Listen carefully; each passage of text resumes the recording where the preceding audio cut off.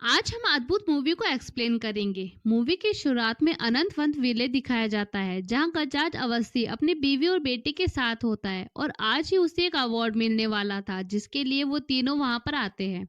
गजाज की वाइफ काफी एक्साइटेड होती है। ये अवार्ड उन्हें इसलिए दिया जा रहा था क्योंकि वो एक डिटेक्टिव थे और उन्होंने बहुत सारे केस सॉल्व करने में पुलिस की हेल्प की थी। गजाज हमें कुछ ठीक नहीं दिखता है। फिर वो वहां से चला जाता है। वहां वो एक पेड़ के पास खड़ा हो जाता है। तभी वहां पर एक आदमी आकर उससे पूछता है कि क्या तुम अब ठीक फील कर रहे हो। तो गजाज उनसे कहता है कि हाँ। तुम्हें कोई दिक्कत? तो वो आदमी उससे पूछता है कि क्या तुम सबसे ऐसे ही बात करते हो। तो गजाज कहता है कि नहीं, ये सिर्फ तुम्हें ही देखकर होता है। फिर वो कहता है कि सुना है कि आज तुम्हें सम्मानित किया जा रहा है।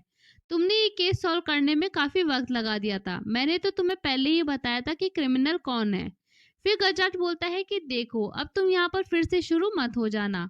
यहाँ से वो सीधा वेन्यू की तरफ चला जाता है। तभी ऑफिसर गजाज को स्टेज पर बुलाते हैं। फिर उसे अवार्ड से सम्मानित किया जाता है।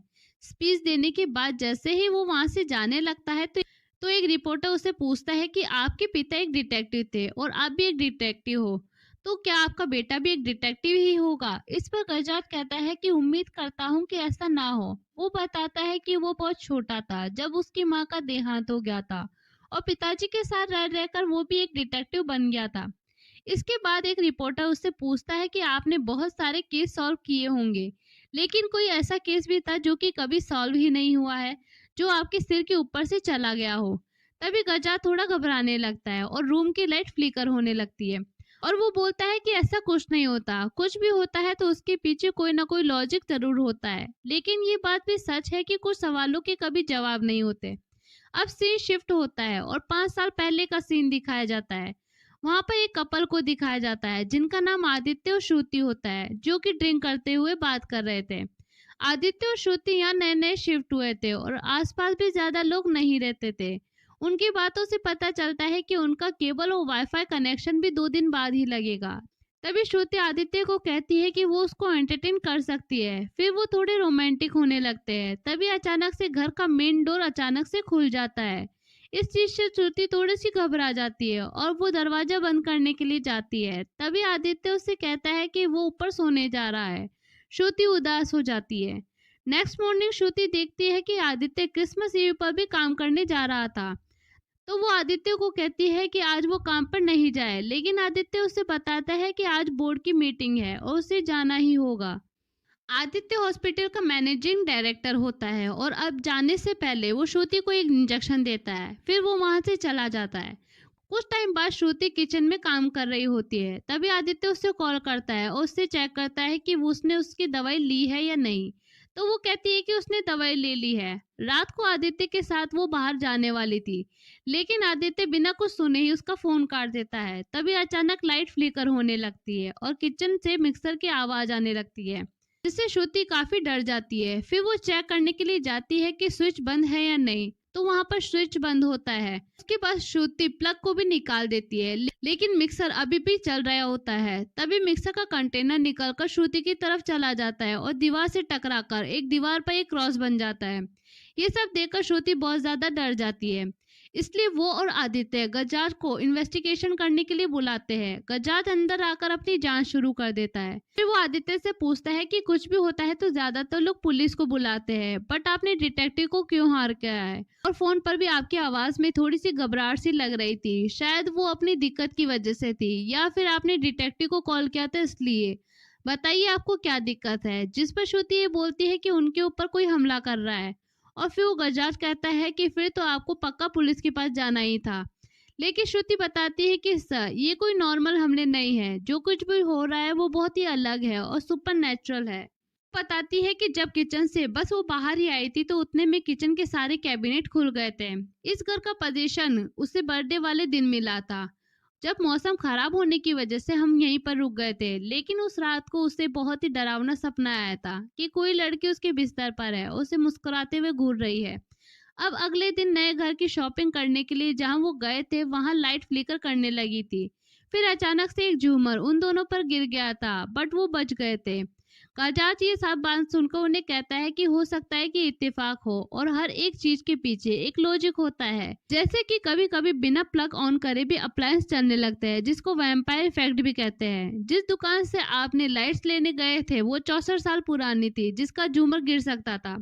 लेकिन इतना बोलते ही श्रुति उन्हें कुछ फोटोज दिखाती है। वे ये भी बताती है कि जब झूमर गिरा था तो उसकी क्रिस्टल से एक क्रॉस का फॉर्म बन गया था और किचन के अंदर भी दीवार पर ऐसे ही निशान बन गए थे। घर में कुछ तो अजीब हो रहा है। तो डिटेक्टिव भी समझ जाता है कि जब भी कोई स्पेशल दिन होता है तभी ये हादसे होते हैं। वो उनसे पूछता है कि क्या आपकी लाइफ में कुछ अभी स्पेशल आने वाला है। तो श्रुति उसे बताती है कि अगले हफ्ते हॉस्पिटल का एक सेमिनार है। काजाज उनसे कहता है कि ये सिर्फ मेरी थ्योरी है, इन सब के बीच में आपके साथ कुछ हादसा होता है तो हमें बताइएगा। फिर वो वहां से चला जाता है। फिर वो अपने ऑफिस जाता है, जहां अपने असिस्टेंट सोनू से कहता है कि उसे श्रुति के घर के 5 किलोमीटर रेडियंस का मैप चाहिए। सोनू खुद को बचाने की कोशिश करता है और ये कहकर कि आज वो लेट नहीं आया था, लेकिन गजा जानता था कि उसका असिस्टेंट आज भी लेट आया है, क्योंकि बाहर उसकी साइकिल अच्छे से पार्क भी नहीं थी। यहाँ तक कि उसने चाय बनाकर आराम से पी और चाय बिस्किट भी खाए थे। इसके बाद वो अपना पैर टेबल के ऊपर रखकर कंप्यूटर में गेम खेल रहा था, काम नहीं कर रहा था। तो सोनू उनसे कहता है कि आपको ये सब कैसे पता चला। तो गजाज उन्हें बताता है कि क्योंकि जब मैं ऑफिस में आया था तो तुम्हारे चश्मे के रिफ्लेक्शन में मैंने देख लिया था कि तुम गेम खेल रहे थे, काम नहीं कर रहे थे।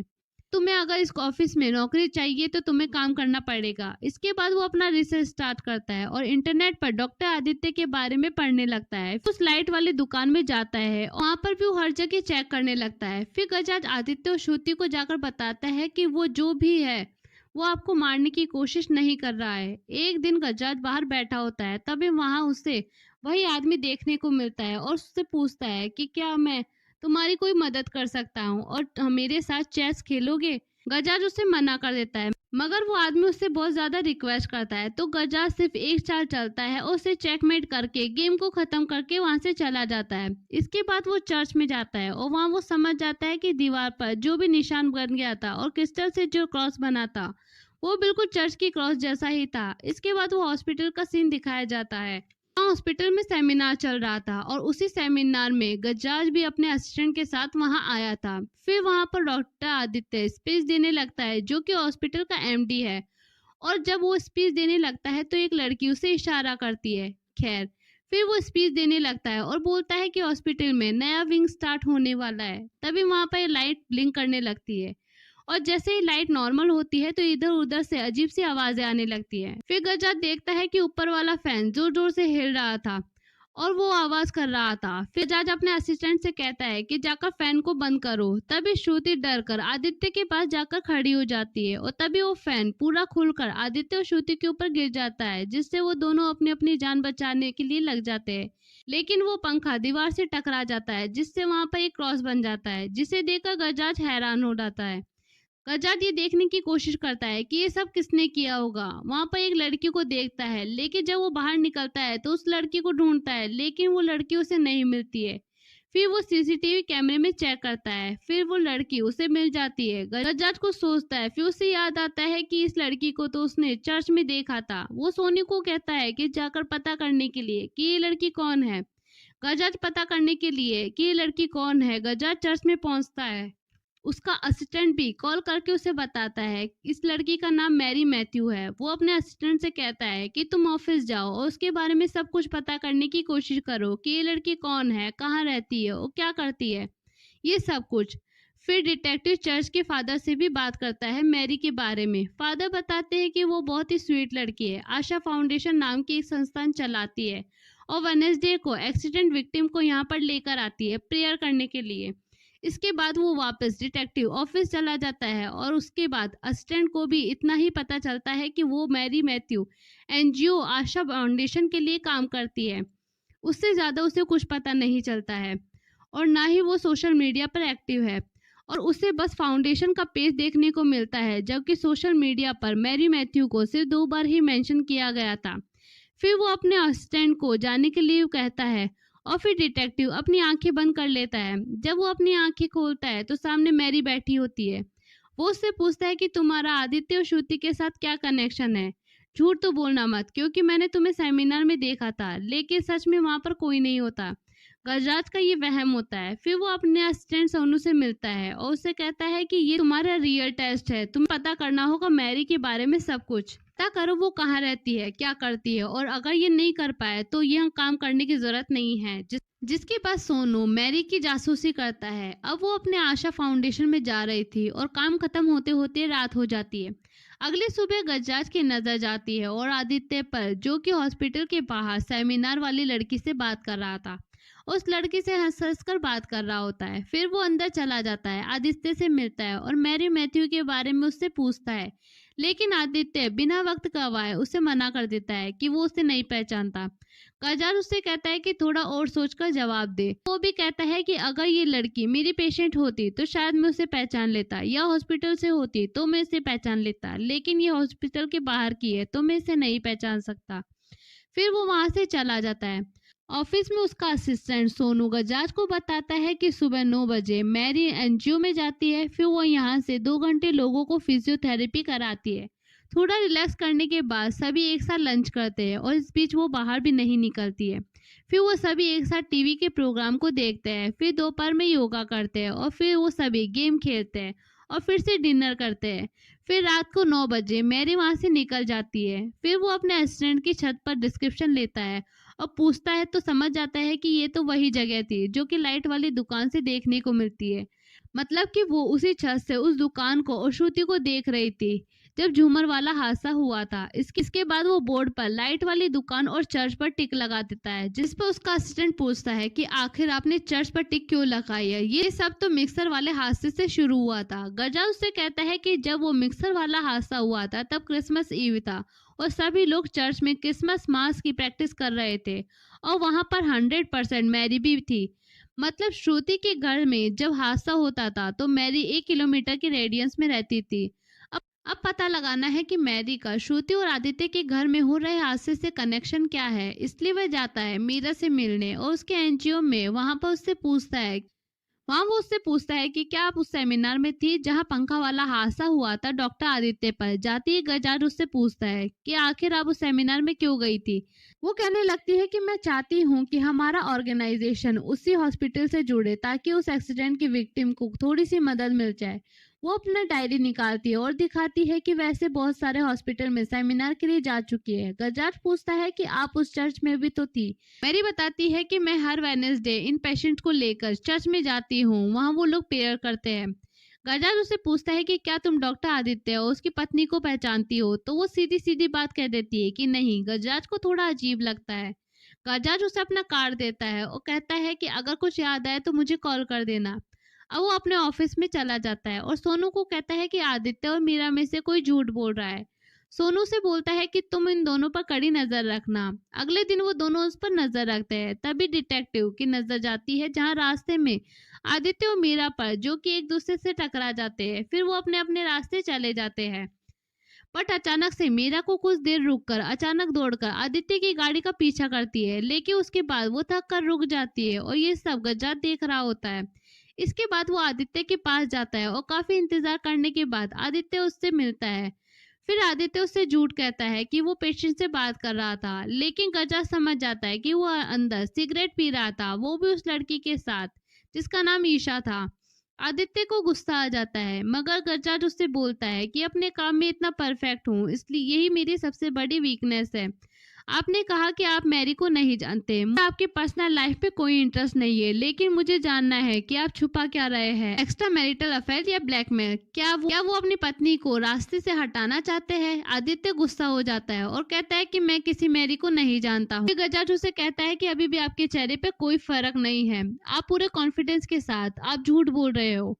फिर गजराज आदित्य को फोटो दिखाता है जब वो रास्ते में मैरी से टकरा गया था। आदित्य कहता है कि इसका नाम मैरी नहीं है, इसका नाम तो अंजलि मल्होत्रा है, जो इंडस्ट्रियल राकेश मल्होत्रा की बेटी है। हम दोनों फैमिली फ्रेंड हैं। अगर गूगल कर लिया होता तो तुम्हें अच्छे से पता चल जाता। गजराज वहां से जाने वाला होता है। वो हॉस्पिटल के कमरे के बाहर लाइट को ब्लिंक करते हुए देखता है, मगर वो इसको इग्नोर करके चला जाता है। उसके बाद वो अपने ऑफिस में आकर फिर अंजलि को सर्च करता है, तो उसे पता चलता है कि मैरी ही अंजलि है और अंजलि मल्होत्रा के नाम से उससे सोशल मीडिया पर अकाउंट भी है। और ये सब देखकर वो हैरान हो जाता है और उसे समझ नहीं आ रहा होता है कि आखिर ये सब चक्कर क्या है। ये मैरी कौन है और अपना नाम बदलकर यहाँ पर क्यों रह रही है। तभी भी वहाँ पर वो आदमी आ जाता है और गजाज को कहता है कि अपने आप से तुम सही सवाल पूछ रहे हो ना कि आखिर ये दोनों लड़की एक है या अलग, और आखिर ये लड़की डॉक्टर के लिए इतना खतरा कैसे बन गई है। फिर गजाज उसे जाने को कहता है। तभी सोनू आकर बताता है कि मैरी आज अपने ग्रुप के साथ प्रोटेस्ट करने गई है। गजराज तुरंत निकलता है। इसके बाद जैसे आदित्य अपने घर जाता है तो उसे सीढ़ियों पर खून गिरा हुआ मिलता है। तब वो थोड़ा घबराने लगता है और श्रुति के कमरे से चिल्लाने की आवाज आती है, लेकिन आदित्य दरवाजा खोल नहीं पाता है। फिर अचानक दरवाजा अपने आप खुल जाता है। फिर वह शॉक्ड हो जाता है क्योंकि श्रुति पोजेस्ड हो गई थी और वह अपनी बालकनी से नीचे कूद जाती है, लेकिन उसे कुछ नहीं होता और फिर वो वहां से भागकर निकल जाती है। आदित्य अपनी गाड़ी से उसका पीछा करता है और गजाज भी आदित्य को देख लेता है और वो भी उसके पीछे जाता है। आदित्य देखता है कि श्रुति जंगल के रास्ते दौड़ रही है और वो भी 100 किलोमीटर पर आवर की स्पीड से। इसके बाद वो दौड़ते दौड़ते हाईवे के बीच में चल जाती है और वो पीछे से एक ट्रक आने लगता है, लेकिन श्रुति अपनी जगह से नहीं हिलती है और आखिर गजाज उसे खींचकर बचा लेता है। आदित्य श्रुति को लेकर जा रहा होता है मगर श्रुति किसी तरफ इशारा कर रही थी। गजाज देखता है कि वो हॉस्पिटल की तरफ इशारा कर रही थी, तो गजाज भी वहां से निकलता है और आखिर प्रोटेस्ट करने के लिए वहां पर मीरा पहुंचती है।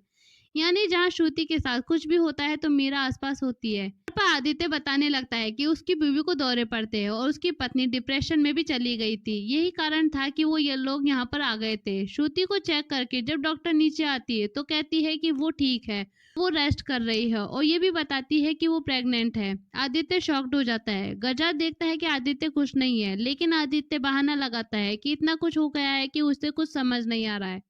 फिर गजा सोने पर गुस्सा करता है कि उसने मीरा पर ध्यान नहीं दिया था और इतना बड़ा हादसा होते होते रह गया था। इसके बाद गजा चला जाता है। मीरा की एक फ्रेंड रीमा के पास मिलने चला जाता है। वो बताती है कि वो दोनों बेस्ट फ्रेंड थी और अंजलि अर्जुन को बहुत ज्यादा पसंद करती थी।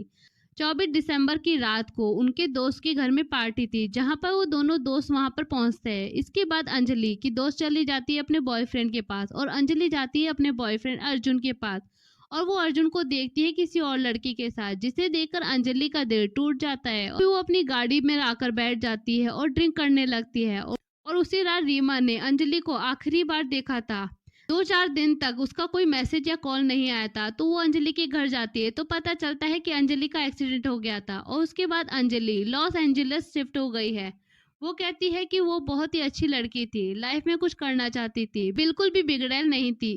इसके बाद गजाज वहां से निकल जाता है और सोनू को कॉल करके बताता है कि पुलिस स्टेशन में जाना होगा और वहां पर कदम से अंजलि के एक्सीडेंट की रिपोर्ट की कॉपी मांगनी होगी। दूसरी तरफ आदित्य श्रुति पर काफी गुस्सा होता है कि वो प्रेग्नेंट कैसे हो गई, तो वो बताने लगती है कि उसके बर्थडे की पार्टी में दोनों के बीच में कुछ हुआ था, लेकिन वो कहता है कि उस रात में नशे में था, मतलब तुमने मेरा फायदा उठाया था, तुम इतनी सेल्फिश कैसे हो गई। बहुत ज्यादा दुखी हो जाती है कि तभी अपना सिर दीवार पर मारने लगती है और उसकी आवाज भी भयानक हो जाती है। वह पीछे मुड़ती है तो अपने पति को गले से पकड़ लेती है। तभी मतलब वो किसी के वश में थी, पर किसी तरह आदित्य अपनी पत्नी को बिस्तर से बांध देता है और उसे इंजेक्शन देने वाला होता है कि तभी श्रुति अपने पूरे बिस्तर को उठा देती है, जिसे देखकर आदित्य हैरान हो जाता है। वो जोर से चिल्लाता है, तब श्रुति अपने होश में आ जाती है और वहाँ सोनू भी एक्सीडेंट की रिपोर्ट पढ़ता है और बताता है कि पार्टी से निकलने के बाद एक ट्रक की टक्कर से अंजलि की गाड़ी का एक्सीडेंट हुआ था और ड्राइवर रमाकांत ने पास वाले हॉस्पिटल में उसे ले गया था। तब गजराज को लगता है कि इसमें जरूर इस रिपोर्ट में से कुछ पन्ने मिस है। इसके बाद वो जाता है अंजलि के पिता से मिलने के लिए, जो बहुत ही बड़े आदमी थे और वो उनसे एक्सीडेंट के बारे में जानना चाहता था, क्योंकि पार्टी में उसने बहुत ज्यादा ड्रिंक करी थी, लेकिन रिकॉर्ड में ऐसा कुछ नहीं था। इसके लिए वो मिस्टर मल्होत्रा से जानना चाहता था कि आखिर उस रात क्या हुआ था। मिस्टर मल्होत्रा बताते हैं कि उसकी बेटी बच गई थी, लेकिन उसकी बेटी का फेशियल सर्जरी की जरूरत थी, इसलिए वो लॉस एंजलिस चले गए थे।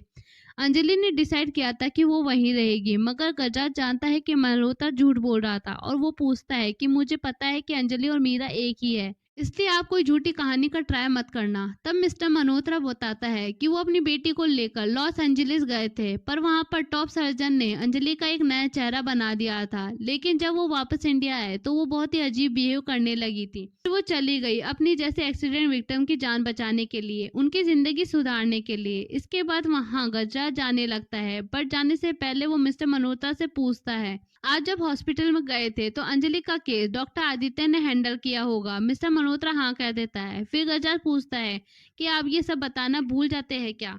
इसके बाद वो श्रुति से मिलने के लिए जाता है, जो कि अपने घर में अकेली पेंटिंग कर रही थी, और गजाज उसे मुबारकबाद देता है क्योंकि वो प्रेग्नेंट थी और वो पहली बार श्रुति को मुस्कुराते हुए देखता है।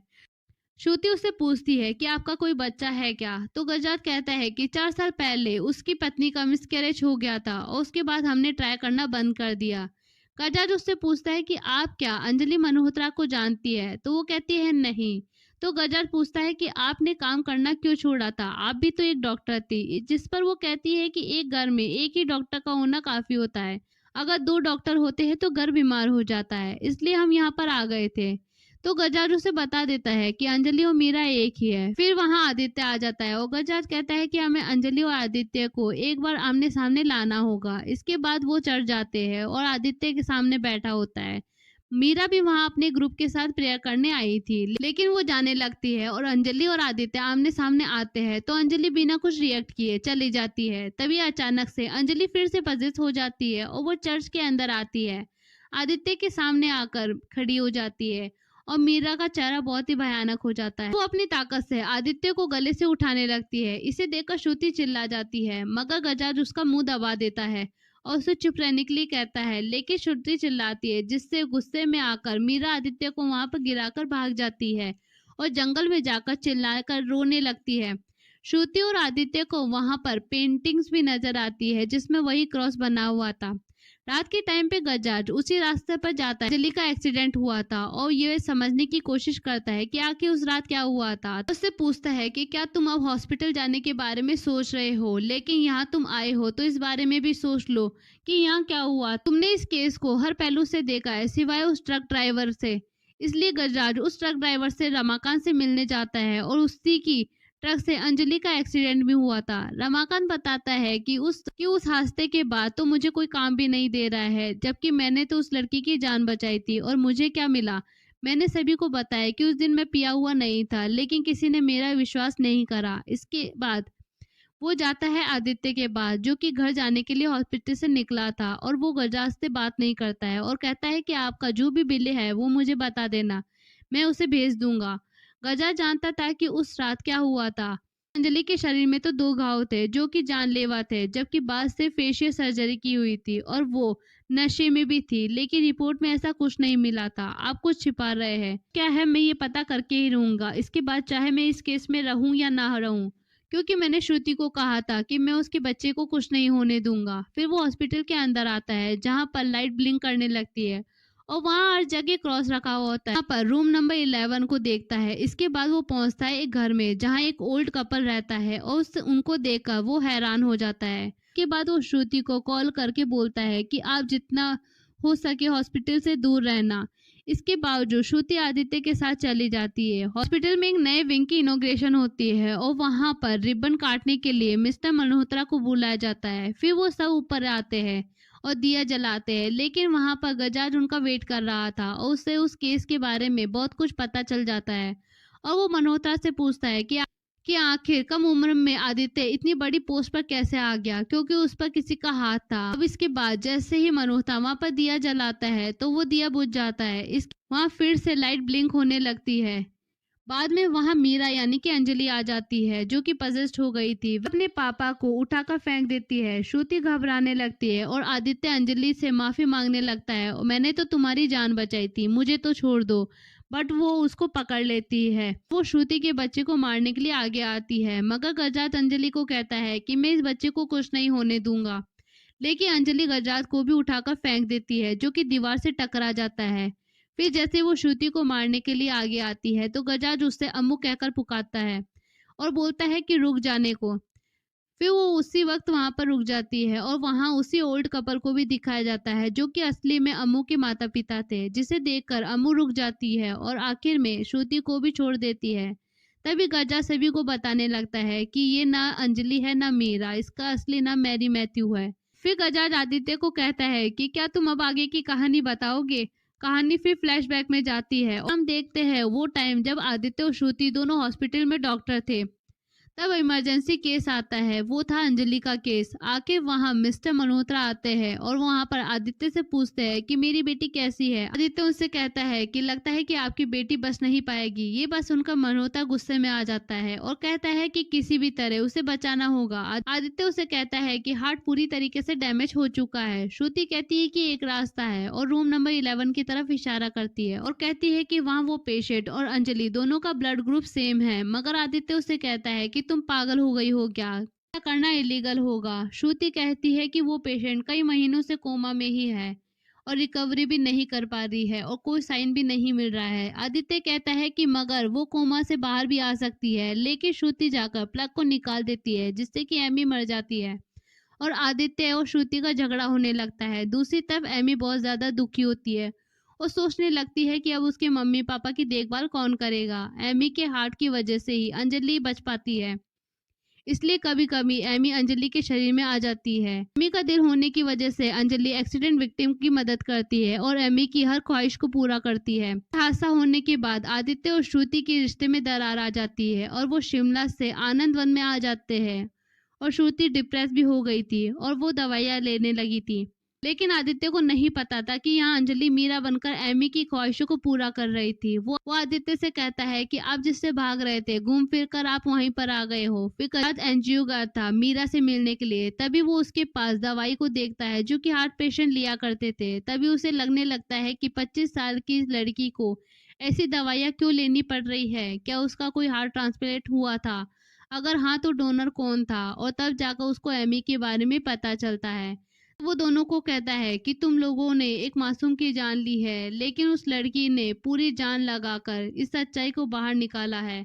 आप लोग बताइए कि ये मर्डर नहीं है तो क्या है? आप लोग डॉक्टर है, किसी को बचा नहीं सकते हैं तो मारने का हक तुम्हें नहीं है। आखिर में श्रुति को, आदित्य को और मिस्टर मल्होत्रा को पुलिस ले जाती है एमी के मर्डर के जुर्म में। अब सीन शिफ्ट होता है 6 महीने के बाद, जहां श्रुति और आदित्य जेल में सजा काट रहे होते हैं और श्रुति ने अपने बच्चे को जन्म दे दिया है और उसका बच्चा उससे ले लिया जाता है और उस बच्चे को गजाच अपने घर ले जाता है और उसकी वाइफ इस बच्चे को पाल रहे होते हैं अपने बच्चे की तरह। और तभी गजाज को वही आदमी मिलता है। गजाज को कहता है कि मैं जा रहा हूँ और अब उससे बात करनी हो तो मुझे पुकार लेना, जिसके बाद वो आदमी वहां से गायब हो जाता है। मतलब वो आदमी भी रियल पर्सन नहीं था। इसी के साथ ये मूवी यहाँ पर खत्म हो जाती है। आपको ये पूरी मूवी कैसी लगी प्लीज मुझे कमेंट करके जरूर बताइए।